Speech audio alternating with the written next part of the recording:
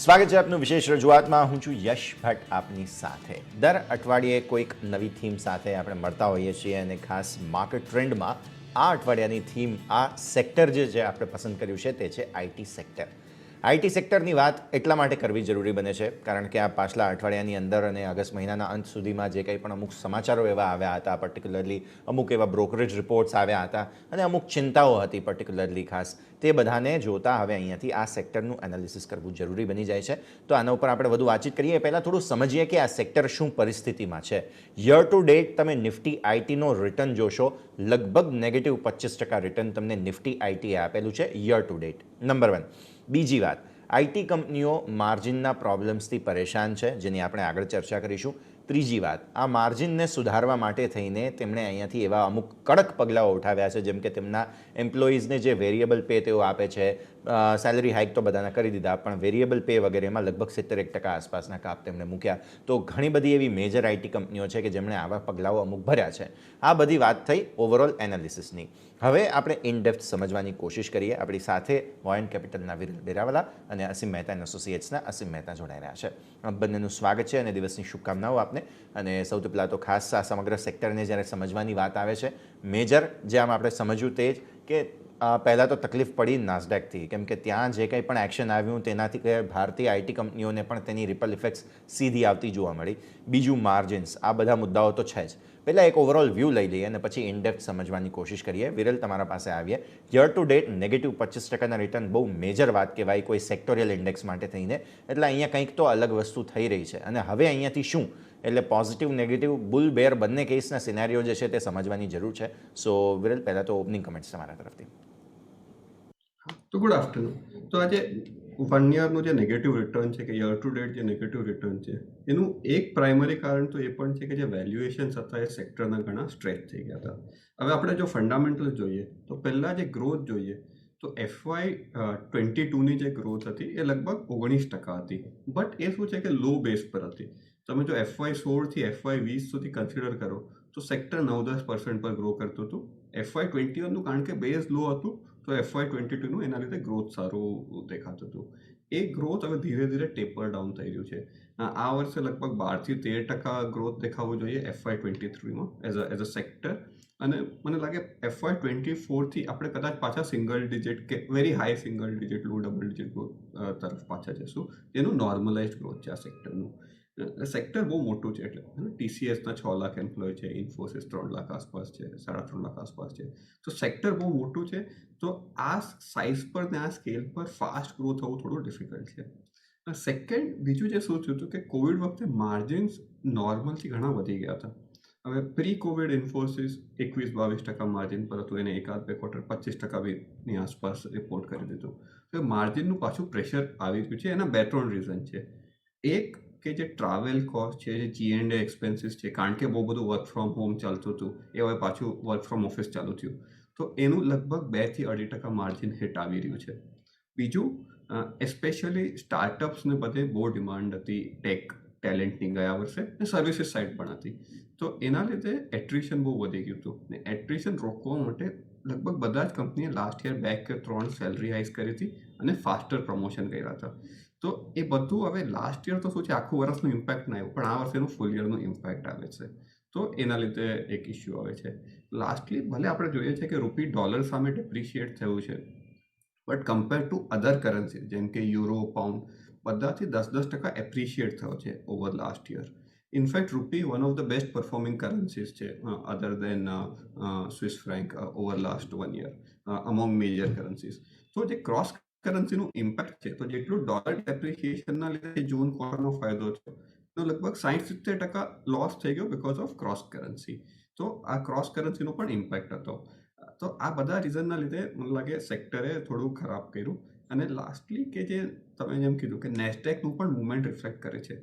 તો ભલે નેસ્ડેક સાથે ઇન્ડિયન આઈટી કંપનીનું એકચ્યુઅલી તો કંઈ લાઇક ટુ લાઇક કમ્પેરિઝન છે નહીં. એ બધી new age new tech companies છે મોસ્ટલી નેસ્ડેક ઇન્ડેક્સમાં, જ્યારે કે આપણે તો સર્વિસ કંપની છે. બટ જનરલી જે જોયું છે છેલ્લા 15-20 વર્ષની સાયકલમાં કે જ્યારે નેસ્ડેક સારું કરે ત્યારે ઇન્ડિયન ટેક સારું કરે કે ઇન્ડિયન આઈટી સર્વિસીસ સારું કરે. કારણ કે નેસ્ડેક આટલું ખરાબ કર્યું તો એ પણ આપણા કંપનીઝમાં રિફ્લેક્ટ થયું છે. ડેફિનેટલી. તો આ એક ઓપનિંગ કમેન્ટ્સ ખાસ અહીંયાથી સમજવા જરૂર બને. નસીમજી, તમારા પાસે પણ આઈટી કંપનીઓની ઘણી બધી મુશ્કેલીઓનો સામનો હવે અહીંયાથી ખાસ હજુ પણ કરવો પડશે અને માર્જિન ઇમ્પ્રૂવ કરવા માટે પર્ટિક્યુલરલી પગલાં લેવાનું તેમણે શરૂ તો કર્યું છે, પણ જે લાર્જ ડીલ વિન્સ કહો કે પછી જે મેજર તેમને ડોલર રૂપીના અપ્રિશિએશનની સામે જે કંઈ પણ અસરો હતી એ કહો, બધું મેનેજ કરવાના સમયમાં અત્યારે પહેલાં તો ઓપનિંગ કમેન્ટ્સ તમારા તરફથી કઈ રીતે જુઓ છો સેક્ટરને, ત્યારબાદ થોડું ઇનડેપ્થ આપણે સમજવાની કોશિશ કરીએ. નસીમજી. Good afternoon Yash, good afternoon વીરભાઈ. આઈ થિંક વિરલભાઈએ બહુ ડિટેલમાં જે ડિસ્કસ કર્યું કે what is the present state of the affairs of the IT industry. Yes, એક વસ્તુ ચોક્કસ છે કે જ્યારે આપણે આપણી industry we are service provider, એ જ્યારે પાસ્ટ હિસ્ટ્રી જોઈએ તો જે ગ્રોથનું ટ્રેજેક્ટરી હતી એ ખૂબ જ હાઈ હતી. તો સ્વાભાવિક રીતે માર્કેટની જે અપેક્ષા આ સેક્ટર પાસે હોય છે કે તમે ક્વાર્ટર ઓન ક્વાર્ટર જે રીતે ગ્રોથ કંપનીઓએ પોસ્ટ કર્યો હતો, એટલે વેલ્યુએશન સ્વાભાવિક રીતે બહુ જ ઊંચા હતા. અને ખાસ કરીને મિડ કેપ આઈટીમાં જો તમે ઓબ્ઝર્વ કરશો તો મિડ કેપ આઈટીના જે અર્નિંગ્સ, જે પ્રાઇસ અર્નિંગ રેશિયો તો લગભગ 60 ની આસપાસ ઓન એન એવરેજ પહોંચેલો હતો. અને જ્યારે એફઆઈઆઈએ આપણા માર્કેટમાંથી એક્ઝિટ લેવાની શરૂઆત કરી ત્યારે મિડ કેપ આઈટીને પહેલા પ્રિફર્ડ કર્યું તો ધ રીઝન બિહાઇન્ડ એ હતો કે અમને આમ સારો પ્રોફિટ એમાં મળી રહ્યો હતો. એટલે સ્વાભાવિક રીતે આપણે જોશો તમે તો ઓલ જે કંપનીઝ છે બધી, એમાં એક હાઈ લેવલથી આપણને એક સારું correction, approximately on an average 40% જેટલું આપણને કરેક્શન જોવા મળ્યું. અને અત્યારની જે પરિસ્થિતિ છે કોવિડ પછી, કારણ કે કોવિડના વખતની જેમ વાત કરી પ્રમાણે કોસ્ટમાં સારો એવો ઘટાડો જોવા મળ્યો હતો, પરંતુ એ પછી આખો સિનેરિયો બદલાયો. કારણ યુએસ આઈ મીન રશિયા યુક્રેનના વોર પછી જે રીતે અવેલેબિલિટી ઓફ એમ્પ્લોઈઝ, જેમ વાત કરી પ્રમાણે સ્ટાર્ટઅપની જે રિક્વાયરમેન્ટ હતી, આ બધાના કારણસર એટ્રિશન રેટ બહુ તો પીક ફર્સ્ટ ક્વાર્ટરના રિઝલ્ટ આપણે એનાલિસિસ કરીએ તો એક વસ્તુ ચોક્કસ ઇમર્જ થઈ કે માર્જિનમાં લગભગ બીજી ઓલ આખા સેક્ટરમાં પ્રેશર જોવા મળ્યું, which was by and large it was expected. પણ સામે છેડે તમે જોશો તો લાર્જ કેપમાં પણ ઇન્ફોસિસ ગણો કે ટીસીએસ ગણો, એક ઊંચા લેવલથી આપણને સારાવાર લગભગ 20-30% એમાં કરેક્શન જોવા મળ્યું હતું. આઈ થિંક એ જે નેગેટિવ હતું યશ, એ બધું એમાં ફેક્ટરિંગ ચોક્કસ થવા માંડ્યું હતું. અત્યારની જે રીતે ઓવરઓલ જે નાસ્કોમના રિપોર્ટ્સ આપણે જો સ્ટડી કરીએ તો જે આપણી આઈટી ઇન્ડસ્ટ્રી લગભગ $200 બિલિયન આખું રેવન્યુ ધરાવે છે અને એપ્રોક્સિમેટલી 5 મિલિયન એમ્પ્લોઈઝ છે એમાં. તો આ એક બહુ જ મોટું સેક્ટર છે. અને અત્યારના પરિસ્થિતિ જોઈએ તો જેમ હમણાં વાત કરી પ્રમાણે ક્રોસ કરન્સીમાં યુએસ ડોલર સામે ડેફિનેટલી રૂપી ડેપ્રિસિએટ થયો છે, પરંતુ અધર કરન્સી સામે સ્ટ્રોંગ થયો છે. તો એ બધું નલિફાઈડ થતું દેખાઈ રહ્યું છે. વિશાવીસ ઇન્ફ્લેશન એક હાઈ ટ્રેજેક્ટરીમાં, જે તમે યુરોપ ગણો, યુકે ગણો કે યુએસ ગણો, તો એક આવી અપેક્ષા ડેવલપ ઇકોનોમી પાસે ક્યારે પણ હોતી નથી કે આટલા હાઈ લેવલના ઇન્ફ્લેશન આવે છે. તો આઈટી સ્પેન્ડિંગ ઉપર કંઈક ઇમ્પેક્ટ આવી શકે એવી પણ એક ફિયર માર્કેટમાં ડેફિનેટલી દેખાઈ રહ્યો છે. તો એ સંજોગોમાં માર્કેટ એ વસ્તુને ડિસ્કાઉન્ટ કરી રહ્યું છે. પણ યસ, મને એમ લાગે છે કે આ જે નેગેટિવ ફેક્ટર્સ છે બધા, જે એ ક્યાંક ને ક્યાંક આપણા પ્રાઇસમાં ફેક્ટરિંગ થઈ જાય એવું દેખાઈ રહ્યું છે. જે એટ્રિશન રેટ છે પણ એ પીક ઉપર પહોંચ્યા પછી અત્યારે એક મોડરેટ થાય એવી શક્યતા લાગી રહી છે. બેઝ રિવિઝન જે ફર્સ્ટ ક્વાર્ટરમાં આવી ગયું છે, હવે ફર્ધર કોઈ વેરિયેબલ કોસ્ટ આવે એવી શક્યતા પણ ઓછી છે. હા, એક ફેક્ટર ચોક્કસ છે કે જે વર્ક ફ્રોમ હોમની જગ્યાએ હવે ઓફિસીસ ચાલુ થયા છે તો એની કોસ્ટ આવી શકે છે. વિસાવીસ ટ્રાવેલ એન્ડ વિઝાની કોસ્ટ પણ અપ થઈ છે. પણ મને એમ લાગે છે કે જે રેવન્યુ રાઇઝ થશે એની સામે એ મિટિગેટ કરવામાં સક્સેસફુલ થશે. એટલે એમ મને એમ લાગે છે કે જે first quarter result in the worst scenario આપણે જોયા એના પ્રમાણમાં આ ક્વાર્ટરમાં things will definitely improve. Definitely આ મુદ્દાઓ છે કે જેને ખાસ ધ્યાનમાં રાખીએ. હવે જો આવા સમયની અંદર આઈટી સેક્ટર પાસેથી કોઈ આશા અપેક્ષા રાખવી હોય પહેલાં તો કઈ રીતે રાખવી જોઈએ?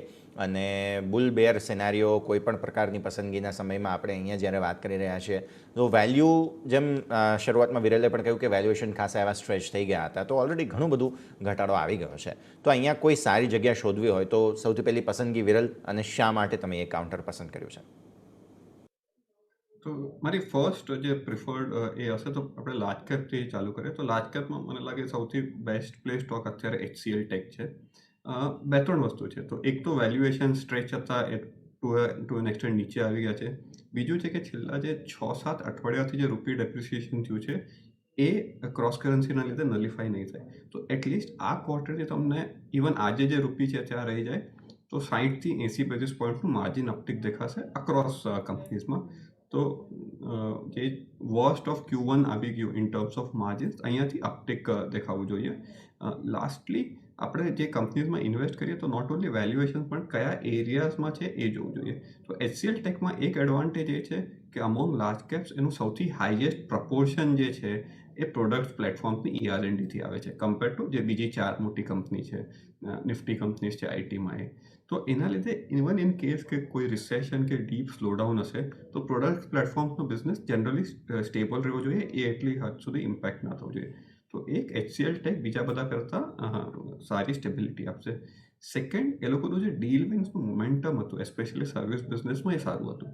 આ છેલ્લું 1 વર્ષ સ્ટોકે બાકી બધા લાર્જ કેપથી, ઇનફેક્ટ 1.5 વર્ષ બીજા બધા લાર્જ કેપથી ખરાબ પરફોર્મ કર્યું કારણ કે એનું કન્સિસ્ટન્ટલી માર્જિન પ્રેશર્સ હતું. તો હવે worst of margins is inside, અને એને ઘણા બધા સેલ્સ ટીમમાં ને ઘણા બધા શું કહેવાય ડિક્લાઇનિંગ ને મેચ્યોર પ્રોડક્ટ્સ જે ઘટી ગયા છે, તો એ બધું પણ ઇમ્પેક્ટ સોર્ટ ઓફ ફાઇનાન્શિયલ્સમાં આવી ગયો છે.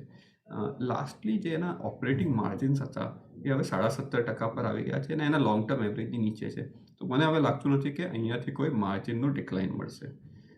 HCL ટેકના numbers compare to other large caps થોડા વધારે વોલેટાઇલ દેખાશે તમને, કારણ કે જે પ્લેટફોર્મ બિઝનેસ છે, પ્રોડક્ટ બિઝનેસ, એ ખાલી 13% છે રેવન્યુનો, પણ માર્જિનનો 25% છે. તેમાં બહુ સિઝનાલિટી હોય, તો એ સિઝનાલિટી ચાલુ રહેશે. પણ તમે જો ઓવરઓલ જોશો તો HCL tech compare to TCS ને ઇન્ફોસિસ લગભગ 35% થી 40% ડિસ્કાઉન્ટ પર છે. 17.5ના PE પર છે, વિચ એના લોંગ ટર્મ એવરેજની આસપાસ છે. એનું જે લાસ્ટ પોઈન્ટ છે કે ડિવિડન્ડ જે છે એ લગભગ ₹45 આસપાસ રહેવો જોઈએ. તો 900ની આસપાસના સ્ટોકમાં તમને 5% તો ડિવિડન્ડ yield મળશે. તો ટુ એન એક્સટેન્ટ આ સ્ટોક પર ફ્લોર આવી જશે. ઇન કેસ ઇવન કંઈ નેગેટિવ પણ થશે તો ઓલરેડી 5% ડિવિડન્ડ yield પર છે. ડેફિનેટલી. તો આ મુદ્દો છે HCL ટેક તમને પહેલી પસંદગી તરીકે અહીંયાથી ખાસ જોવા મળશે, કારણ કે જે રીતની સિચ્યુએશન છે, વેલ્યુએશન્સ છે અને ગ્રોથ આસ્પેક્ટ્સ તમને જ્યાં સુધી ખાસ જોવા મળી રહ્યા છે તેને જોતાં તમે આને ધ્યાનમાં રાખી શકો છો. તો આ મુદ્દાને ધ્યાનમાં રાખીશું. એક સમય બ્રેકનો થયો છે, બ્રેક લઈશું અને બ્રેક બાદ આપણા બંને એક્સપર્ટ્સ પાસેથી હજુ પણ પસંદગીઓ જે છે તે ખાસ જાણવાની છે, તો ધ્યાન રાખીએ. પણ ફિલહાલ એક બ્રેક લઈએ.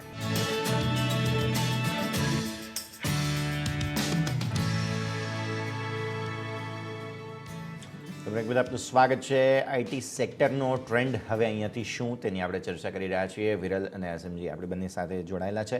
બ્રેક બાદ આપ બંનેનું સ્વાગત. અસીમજી, આપની પહેલી પસંદગી હવે જાણી લઈએ. શા માટે એ પસંદગી પસંદ કરી છે તેની પણ વાત કરીએ. જે આપણે પ્રિએમ્બલમાં જે પ્રેઝન્ટ સિચ્યુએશનની આપણે ચર્ચા કરી, હવે જે મેં સ્ક્રિપ્ટ સિલેક્ટ કરી છે દેટ ઇઝ ટાટા એલેક્સી, જે મિડ કેપ આઈટીમાં આવે છે. ટાટા એલેક્સીનો સિલેક્શન કરવા પાછળનું કારણ યશ એ છે કે આઈટી સર્વિસીસમાં તમે જો ડિસ્કસ કરશો તો અલગ અલગ જે ઇન્ગ્રેડિયન્ટ્સ છે કે રોબોટિક્સ છે, સાયબર સિક્યુરિટી છે, આર્ટિફિશિયલ ઇન્ટેલિજન્સ છે અને ખાસ કરીને ક્લાઉડ, આ બધામાં જે કંપની કાર્યરત છે એ જે બિઝનેસ છે it is growing at a very fast rate, અને જે ડિજિટલાઇઝેશન થઈ રહ્યું છે એમાં પણ આ કંપનીનું મોટું કોન્ટ્રીબ્યુશન છે. સેકન્ડલી સૌથી મહત્વની વસ્તુ છે કે જે વર્ચ્યુઅલ મોબિલિટીમાં પણ આ કંપની કામ કરી રહી છે, અને જે અત્યારનું એક બહુ ટ્રેન્ડી જેને કહી શકાય કે ઇલેક્ટ્રિક વ્હીકલમાં જે એક સોફ્ટવેરથી માંડી અને એને લગતા આનુષંગિક જે પણ ડિઝાઇનિંગ છે એ બધી આ કંપની કામ કરી રહી છે, અને એમને રેનેસાસ સાથેનું જે કોલેબોરેશન કર્યું છે it is paying very high sort of return. એટલે ટાટા એલેક્સીમાં તમે જોશો તો એક નીચા મથાળાથી સારી આપણને ઉછાળો પણ જોવા મળ્યો, પણ જે રીતે કંપનીએ જૂનના રિઝલ્ટ ડિસ્પાઇટ ઓલ ઓડ્સ આપણે જાણીએ છીએ કે જે બધા ડિસ્કસ કર્યા તેમ છતાં પણ જે પ્રોફિટેબિલિટીમાં ઇમ્પ્રુવમેન્ટ ઘણું સારું દેખાયું હતું. અને હવેનો સમય છે કે જ્યાં આપણે ઇલેક્ટ્રિક વ્હીકલનું જે પેનિટ્રેશન છે it is moving at a very fast speed. તો આ કંપની એમાં બહુ મોટું કામ કરે એવી શક્યતા છે. અને જે એક એમની ખાસ કરીને જે ડિઝાઇન પ્રોડક્ટ છે કે જે કસ્ટમાઇઝ કરીને આપતું છે એની ડિમાન્ડ પણ ઘણી સારી દેખાઈ રહી છે. નો ડાઉટ કમ્પેરેટિવલી હાઈ જે આપણા લાર્જ કેપ કરતા થોડાક વેલ્યુએશન્સ મોંઘા છે, પરંતુ જે ગ્રોથની ટ્રેજેક્ટરી આપણે ડિસ્કસ કરી રહ્યા છે એમાં એક રોબસ્ટ ગ્રોથ આવે એવી શક્યતા છે. તો Tata Elxsi in my opinion ઇન્વેસ્ટરે બાય કરવું જોઈએ. ઉપરના માથાડીથી પાછું કરેક્શન થોડું આવ્યું છે, તો ફરીથી મારી એડવાઇસ છે કે ઇન્વેસ્ટમેન્ટ કરો, અને આ 10 પેઇડ અપનો શેર છે. ગોઈંગ ફોરવર્ડ આના કંપનીનો ગ્રોથ બહુ જ મોટો લાગી રહ્યો છે મને. તો Tata Elxsi is my first. Okay, તો ટાટા એલેક્સી પર પસંદગી જે છે તે પ્રથમ પસંદગી એસએમજી તરફથી તમને જોવા મળી રહી છે. ઇન્ટરેસ્ટિંગ કાઉન્ટર છે અને આના ઉપર તમે નજર રાખો. તો બંને એક્સપર્ટ્સની પહેલી પસંદગી જે છે તે આપણે જોઈ લીધી છે. વિરલ, હવે બીજું પસંદગી તમારા તરફથી કઈ રહેશે? તો મારું જે બીજું રિકમેન્ડેશન રહેશે એ સાયન્ટ કરીને કંપની છે. સિમિલર ટુ ટાટા એલેક્સી આ પણ એન્જિનિયરિંગ R&D કંપની છે. તો બેઝિકલી ઇન્ડિયાના જે લિસ્ટેડ સ્પેસ છે એમાં 4 ER&D કંપનીઝ છે. એક LTTS which is the largest, પછી સાયન્ટ, KPIT ને ટાટા એલેક્સી. તો એન્જિનિયરિંગ R&D કંપનીઝ થોડી IT સર્વિસીસ કંપનીઝથી જુદી હોય. એટલે IT સર્વિસીસ કંપનીનું જે કામ હોય એ મોર ટુવર્ડ્સ ફાઇનાન્સ, અકાઉન્ટ્સ, એમ્પ્લોયી આ છે. આ બધું મોર ટુવર્ડ્સ મેન્યુફેક્ચરિંગ હોય ને ક્લાયન્ટનું જે R&D કામ હોય એ તમે કરી રહ્યા છો ઇન્ડિયામાં બેસીને. તો સાયન્ટનું એકચ્યુઅલી જ્યારે કોવિડ આવ્યું તો it was the worst hit, one of the worst hit companies. કારણ કે ટ્રાન્સપોર્ટનું જે સેગમેન્ટ છે એ કંપની માટે 33% હતું.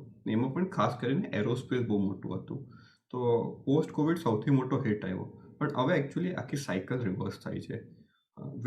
એટલે જે બહુ મોટી જે તેજી છે કોમર્શિયલ એવિએશનમાં ને હવે international travel to a large extent ચાલુ થઈ ગયું છે. તો એના લીધે ક્લાયન્ટના R&D સ્પેન્ડ અને MRO સ્પેન્ડ્સ કહેવાય એને. તો એના લીધે કંપનીને ઘણું સારું ગ્રોથ મળે છે. તો નેક્સ્ટ 2 થી 3 વર્ષ આ company double digit growth easily આવી શકે. ઇવન ઇન એવિએશન પહેલાં ખાલી એન્જિન સ્પેસમાં હતી, પણ હવે નોન એન્જિન સેગમેન્ટ પણ એનું કામ વધી ગયું છે. બીજું કે કંપનીમાં ઇન્ટરનલી ઘણા બધા ચેન્જીસ થયા છે. તો એ લોકો એક સેપરેટ લાર્જ ડીલ્સ વર્ટિકલ ચાલુ કરી છે, જેના લીધે એ લોકોમાં સારું ટ્રેક્શન મળી રહ્યું છે. તો સાયન્સનો પહેલાં જે ઇશ્યુ હતો કે અમુક વર્ષ બહુ હાઈ ગ્રોથ આવતું હતું, અમુક વર્ષ બહુ સિંગલ ડિજિટમાં જતું રહેતું હતું ગ્રોથ. એ હવે થોડું સ્ટેબલ અને કન્સિસ્ટન્ટ ગ્રોથ આવવા. મીનવાઇલ એસએમજી તમારા પાસે આવ્યા, તમારી બીજી પસંદગી કઈ રહેશે? બીજી પસંદગી પણ આઈ મીન મિડ કેપ આઈટીમાં સિલેક્ટ કરી છે, અને that is L&T Infotech. L&T Infotech select કરવા પાછળનું કારણ છે જે યશ કે જે કંપની પાસે આર્ટિફિશિયલ ઇન્ટેલિજન્સ, જેમ આપણે વાત કરી, ક્લાઉડ છે, અને બીજા જે સોફ્ટવેર સર્વિસીસ પ્રોવાઇડિંગનું કામ છે, એ બહુ લોંગ ટર્મ કોન્ટ્રાક્ટ કંપની ધરાવે છે. અને નો ડાઉટ જૂનના ક્વાર્ટર્સના રિઝલ્ટ જો એનાલિસિસ કરીએ તો કમ્પેરેટિવલી ફ્લેટ કારોબાર દેખાયો છે as far as EBITDA level ઉપરની વાત કરીએ તો. રેવન્યુમાં ગ્રોથ ચોક્કસ છે, પરંતુ કોસ્ટ જે આપણે ઓલ ઇન્ડસ્ટ્રીને જે ફેસ કરવી પડી એ કંપનીને ફેસ કરવું પડ્યું. સેકન્ડલી તમે જોશો તો આ કંપનીની પ્રેઝન્સ ઓલમોસ્ટ 33 કન્ટ્રીઝમાં છે. ને એમાં જે રીતે કંપની પોતાનો ગ્રોથ કરી રહી છે અને જે પ્રોજેક્શન્સ આપેલા છે, એમ જોતા કંપનીના આવનારા સમયમાં બહુ મોટા ગ્રોથ દેખાય એવી શક્યતા લાગી રહી છે. સેકન્ડલી એક મેઇન વસ્તુ કહીશ કે બાય ડિસેમ્બર માઇન્ડટ્રી સાથેનું જે એમનું મર્જર છે એ પૂરું થાય એવી પૂરેપૂરી શક્યતા છે. આપણે જાણીએ છીએ પ્રમાણે જે માઇન્ડટ્રીના 100 શેરની સામે 73 શેર્સ એલએનટી ઇન્ફોટેકના મળવાના છે. તો ઇન્વેસ્ટર ડેફિનેટલી આ સ્ટોક બાય કરી શકે છે. અને એની પાછળનું કારણ એ છે કે માઇન્ડટ્રી પાસે પણ તમે જાણો છો પ્રમાણે લોંગ ટર્મ કોન્ટ્રાક્ટ છે. જે એક લક્ઝરી પ્રોડક્ટ બનાવતી કંપની છે, એમના એક લોંગ ટર્મ પ્રોજેક્ટ છે, અને એ કારણસર કંપનીના જે ગ્રોથના પ્રોજેક્શન્સ છે બહુ જ મોટા થઈ શકે છે. અને 17.5 કરોડની કેપિટલ કંપની છે, એટલે એ સંજોગોમાં અર્નિંગ ગ્રોથ બહુ સારો થાય એવી શક્યતા છે. So I am absolutely bullish about the L&T. Okay, તો આવ્યું આપણને અહીંયા ખાસ એલએનટી ઇન્ફોટેક માટે બનતો જોવા મળી રહ્યો છે. ઇન્ટરેસ્ટિંગ જગ્યા પર છે કાઉન્ટર. વિરલ, તમારા સાયન્ટના કમેન્ટ્સ અધૂરા રહી ગયા હતા, પ્લીઝ કન્ટિન્યુ સર. હા, તો સાયન્ટમાં મારો જે લાસ્ટ કમેન્ટ એ હતું કે વિધિન સાયન્ટ એક DLM કરીને બિઝનેસ કહેવાય, એ મેન્યુફેક્ચરિંગ પાર્ટ હોય, એટલે ડિઝાઇન લેડ મેન્યુફેક્ચરિંગ હોય. એ બહુ નાનો પીસ છે અને એ જનરલી લોસ મેકિંગ હતો, પણ હવે એમાં સાઇઝ આવી ગઈ છે અને એ પણ હવે પ્રોફિટેબલ થઈ ગયો છે. અને within mid cap IT companies valuation પણ સૌથી રિઝનેબલ છે, અરાઉન્ડ 13 ટાઈમ્સ છે FY24. તો વેલ્યુએશન્સના હિસાબે પણ આ સારો છે. અને જે લાસ્ટ પોઈન્ટ હતો સાયન્ટમાં કે એનું જે ગ્રોથની જે વોલેટિલિટી પહેલાં હતી કે અમુક વર્ષ ડબલ ડિજિટ ગ્રોથ આવતું હતું, અમુક વર્ષ સિંગલ ડિજિટ, એ પણ હવે ખતમ થઈ ગયું છે. With lot of large deals એમાં કન્સિસ્ટન્ટલી આપણને ડબલ ડિજિટ ગ્રોથ જોવા મળશે. તો સાયન્ટ માટેના આ મેજર કમેન્ટ્સ છે કે જેને ધ્યાનમાં રાખીશું. એક ઓબ્ઝર્વેશન અહીંયા એ બની રહ્યું છે કે લાર્જ કેપ કરતાં આપણે સ્મોલ કેપ અથવા તો મિડ કેપ એવી આઈટી કંપનીઓ છે કે જેના પર અત્યારે પસંદગી 3 કંપનીઓ તો તમે જોઈ કે જેની અંદર તમને આવા પ્રકારનું જ એક્શન જોવા મળી રહ્યું છે. તો અસીમજી, હું થોડું કારણ સમજવા માગું છું કે લાર્જ કેપ કંપનીઓ શું વેલ્યુએશનમાં એટલી બધી સ્ટ્રેચ લાગે છે કે આપણે મિડ કેપ કંપનીઓ આઈટીમાં પર્ટિક્યુલરલી વધુ સારી ઓપોર્ચ્યુનિટીઝ જોઈ રહ્યા છીએ અત્યારે? એ છે એવું નથી. ઓન ધ કોન્ટ્રી તમે જો કમ્પેરેટિવલી કરશો તો આઈ મીન આઈટી ના જે લાર્જ કેપ છે એના ડેફિનેટલી વેલ્યુએશન રિઝનેબલ દેખાઈ રહ્યા છે. સવાલ એ છે કે જે મિડ કેપમાં આઈટીમાં કંપનીઓ કામ કરી રહી છે એમના જે બિઝનેસના ટ્રાન્ઝેક્શન્સ છે એનું ગ્રોથ બહુ જ ફાસ્ટ દેખાઈ રહ્યો છે. ટીસીએસ અને ઇન્ફોસિસ માટે કોઈ નેગેટિવ નથી. We are absolutely positive. પરંતુ જે કંપની સર્વિસ પ્રોવાઇડરમાં કામ કરતી હોય, જેમ હમણાં વાત કરી કે જે એન્જિનિયરિંગ જે સોફ્ટવેર પ્રોવાઇડર છે એની એક આખી યુનિક ગ્રોથ થતો હોય છે. એ સંજોગોમાં મિડ કેપ આઈટીમાં ગ્રોથ થવાની શક્યતા બહુ વધારે છે. વેરેઝ લાર્જ કેપમાં એક કોમ્પિટિશનનો ફેસ પણ ચોક્કસ રહેતો હોય છે. ટેન્ડરની પ્રક્રિયામાં પણ જેમ આપણે ડોમેસ્ટિક ફ્રન્ટ ઉપર રહેતું હોય છે એ ઉપર મોટું કામ કરતું હોય છે. થોડુંક મને એવું લાગે છે કે નો ડાઉટ જ્યારે આપણે પોર્ટફોલિયો બનાવતા હોય તો લાર્જ કેપના આપણે વી નોટ ઇગ્નોર, પણ જે વેલ્યુએશન વાઇઝ જોઈએ અને જે ગ્રોથના ટ્રેજેક્ટરીની વાત કરું તો મને એમ લાગે છે કે મિડ કેપ આઈટીમાં હજી પણ પર્સન્ટેજ વાઇઝ ઘણા સારા ગ્રોથ મળી શકે શક્યતા છે. ડેફિનેટલી. તો આ એક મુદ્દો છે કે જેને ધ્યાનમાં રાખીએ. અને વિરલ, તમારા પાસેથી પણ એ જ મુદ્દો હું સમજવા માગું છું કે લાર્જ કેપ આઈટી કંપનીઓ ડેફિનેટલી બધાના પોર્ટફોલિયોમાં હોય છે. આપણે હમણાં જ જોયું કે ખાસ ટીસીએસના લિસ્ટિંગને પણ એનિવર્સરી આવી અને બહુ મેજર રિટર્ન્સ જે છે તે કંપનીઓએ આપી દીધા છે. સો આવી સ્થિતિમાં મિડકેપ પાસેથી હવે વધારે એક્સપેક્ટેશન રહેશે જ્યાં સુધી વાત છે ગ્રોથની, કેમ કે આઈટી કંપનીઓએ જે હિસ્ટોરિકલ રિટર્ન્સ આપી દીધા છે તેની સામે અહીંયાથી ફોરવર્ડ જે રિટર્ન્સની આપણે એક્સપેક્ટેશન રાખીશું એ ઓલરેડી લાર્જ કેપ કરતાં મિડકેપ્સ પાસેથી થોડી વધારે આશા આમ પણ સ્વાભાવિક પણ રહેશે. વિરલ? શ્યોર. સો તમારે જે આઈટીના જે રિટર્ન્સ હોય ને એ તમે એક રીતે બ્રેકડાઉન કરી શકો કે જે પણ મોટી કંપનીઝ છે જેમ કે ટીસીએસ કે ઇન્ફોસિસ, એક તો એ લોકોનું જે ગ્રોથ છે એ શું છે. તો જેમ કે ટીસીએસ કે ઇન્ફોસિસ છે એ લોકોનું ગ્રોથ સસ્ટેનેબલ એટલે લોંગ ટર્મ તમે ગ્રોથ ટ્રેજેક્ટરી વિચારો તો 9-10% છે. તો એક તો આપણને જે રિટર્ન મળશે, જો કંપની 10% ગ્રોથ થઈ રહી છે તો એ હિસાબે પ્રોફિટ બી વધશે, તો તમે 10% ગ્રોથ ત્યાંથી એક્સપેક્ટ કરી શકો. બીજું કે કારણ કે આ બધી કંપનીઝ આટલો બધો કેશ ફ્લો જનરેટ કરે છે, તો ડિપેન્ડિંગ ઓન કંપની એટલે ટીસીએસ જોશો તો એનું થોડું શું 2-2.5% તમને ડિવિડન્ડ યીલ્ડ પ્લસ બાયબેક મળશે, જ્યારે કે એચસીએલમાં તમને 5% મળશે. તો બીજું 2.5-5% તમારે રિટર્ન તમને આ જે મોટી કંપનીઝમાં છે એ થ્રુ ડિવિડન્ડ એન્ડ બાયબેક મળશે. તો છેલ્લા મતલબ કે ટીસીએસ 2004માં લિસ્ટ થઈ હતી, તો 18 વર્ષથી લિસ્ટેડ છે, પણ આગળ જતાં પણ જે 8-10% ગ્રોથ પ્લસ જે 2-5% ડિવિડન્ડ, તો તમે હજી પણ 11-15%ની આશા રાખી શકો in terms of returns from large caps. ને આ જે નંબર છે એ ઘણા કન્સિસ્ટન્ટ રહે છે. એટલે ભલે હમણાં રિસેશન વગેરેની વાત ચાલે છે ને શોર્ટ ટર્મમાં સ્ટોક્સ વોલેટાઇલ રહી શકે, પણ તમે જો બધા કંપનીના ફાઇનાન્શિયલ્સ જોશો તો એવું નથી થયું કે સડનલી એક વર્ષ કંપનીનો પ્રોફિટ 10%થી પણ ડ્રોપ થઈ ગયો. Even in worst of times આ કંપનીઝના ફાઇનાન્શિયલ્સ રિઝનેબલી સ્ટેબલ રહી છે. ડેફિનેટલી. તો આ મુદ્દાઓ છે કે જરૂરથી ધ્યાનમાં રાખીશું. અને સમય થઈ ગયો છે રજા લેવાનો, તો આ જે કંઈ પણ પિક્સ અને કાઉન્ટર્સની ચર્ચા કરી છે તો આપના કોઈ ડિસ્ક્લોઝર્સ, અસીમ? જી, આપણે ડિસ્કસ કર્યા એમાંના આ બંને સ્ટોક ફેમિલીના પોર્ટફોલિયોમાં છે. વ્યુઅર્સ પોતાનો ફાઇનાન્સ કંટ્રોલરની સલાહ લઈને પછી બિલકુલ. વિરલ સર? આમાં આ બંને સ્ટોક અમારા પીએમએસ પોર્ટફોલિયોમાં છે. ઓકે. તો આપ બંનેનો ખૂબ ખૂબ આભાર અસીમજી અને વિરલ, આપ અમારી સાથે જોડાયા અને આ ખાસ વિશેષ રજૂઆતમાં ચર્ચામાં તમે ખાસ દર્શકો માટે રેકમેન્ડેશન્સ આપે, ખૂબ ખૂબ આભાર આપનો. તો આપણે ખાસ 4 પસંદગીઓની જે છે તે અહીંથી ખાસ ચર્ચા કરી. 4 આઈટી કંપનીઓની જે પસંદગી છે તેના ઉપર આપણી નજર હતી. સૌથી પહેલાં વિરલ તરફથી તમને ખાસ જે 2 પસંદગીઓ જોવા મળી છે તેમાંથી એક રહેશે HCL ટેક અને બીજી પસંદગી તેમના તરફથી જોવા મળી રહી છે એ છે સાયન્ટ. આ બંને ઇન્ટરેસ્ટિંગ કાઉન્ટર છે અને બંને આઈટી કંપનીઓમાં અહીંયાથી સરસ ગ્રોથ બતાવવા માટે સક્ષમ છે. તો આ બંનેમાં ખરીદવાની સલાહ તમને વિરલ તરફથી જોવા મળી રહી છે. અને આ સિવાય ટાટા એલેક્સી અસીમજી તરફથી તમને સલાહ બનતી અહીંયા ખાસ જોવા મળી છે. પ્રાઇમ કાઉન્ટર છે અને ટાટા ગ્રુપની કંપની છે જે એક સરસ કારોબાર અહીંયા ધરાવે છે. અને આ સિવાય તેમને L&T ઇન્ફોટેકમાં પણ સલાહ આપી છે. આ લોંગ ટર્મના પોર્ટફોલિયો પિક્સ તમને જોવા મળી રહ્યા છે. સો લાંબા ગાળાના વ્યૂ સાથે જો તમે ખરીદો તો તમને સારા રિટર્ન્સ માટેની સલાહો અહીંયા એક્સપર્ટ્સ તરફથી મળતી જોવા મળી રહી છે. તો આ સાથે જ આ વિશેષ રજૂઆતમાં હાલ બસ આટલું જ. મને યશને આપશે રજા. ફર્ધર અપડેટ્સ માટે આપ જોતા રહો CNBC 50.